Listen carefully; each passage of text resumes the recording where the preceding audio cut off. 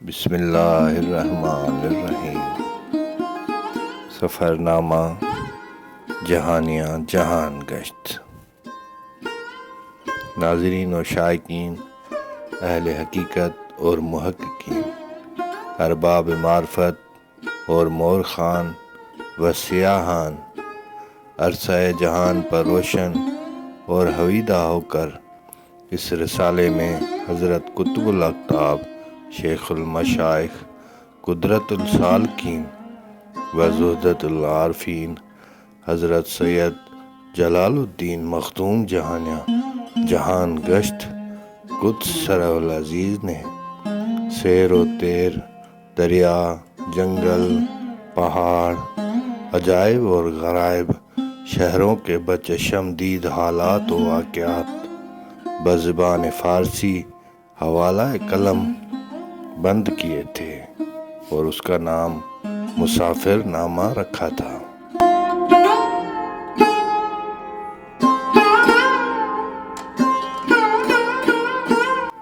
مگر بوجہ فارسی ہونے کے اوق تھا اور آج تک کسی بزرگ نے اس کو اردو زبان میں ٹرانسلیٹ نہیں کیا تھا۔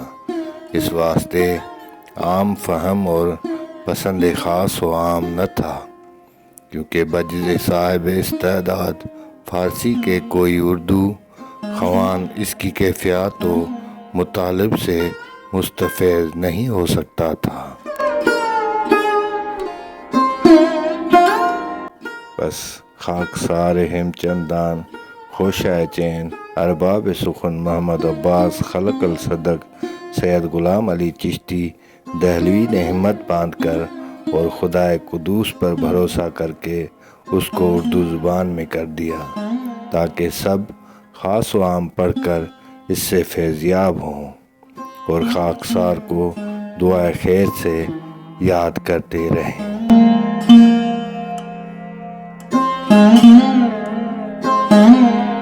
مخدوم صاحب فرماتے ہیں کہ میں نے 7 حج اکبر مکہ معظمہ کے ادا کیے اور زمین کا کوئی ایسا ٹکڑا کہ جو عجائب و غرائب قدرت الہی سے معمور تھا نہیں چھوڑا، یہاں تک کہ ضب مسکون کی بھی سیر و سیاحت کی۔ چنانچہ ایک دفعہ سفر کعبہ شریف پر چلا اور چوتھے آسمان پر گیا، وہاں کی سیر کر کے آفتاب چرخ بری سورج سے ملاقات کی۔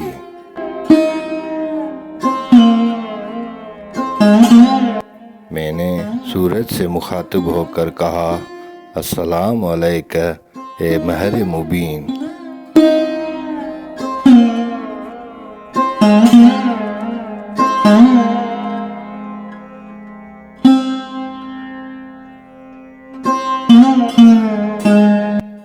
سورج نے جواب دیا، وعلیکم السلام یا ہادی صراط الیقین۔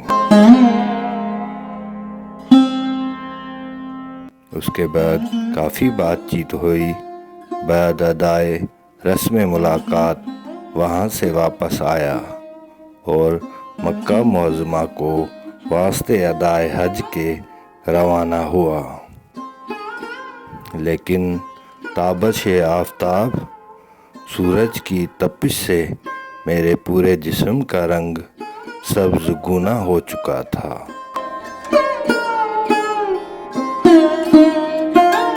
حضرت سید جلال الدین مخدوم جہانیاں جہان گشت قدس سرہ العزیز کے پورے جہان کے سفر نامے کو سننے کے لیے ہمارے ساتھ جڑے رہیں اور ہمارے چینل کو لائک اور سبسکرائب کریں اور بیل آئیکن کو کھول دیں تاکہ آنے والی قسطیں آپ تک بآسانی پہنچ سکیں۔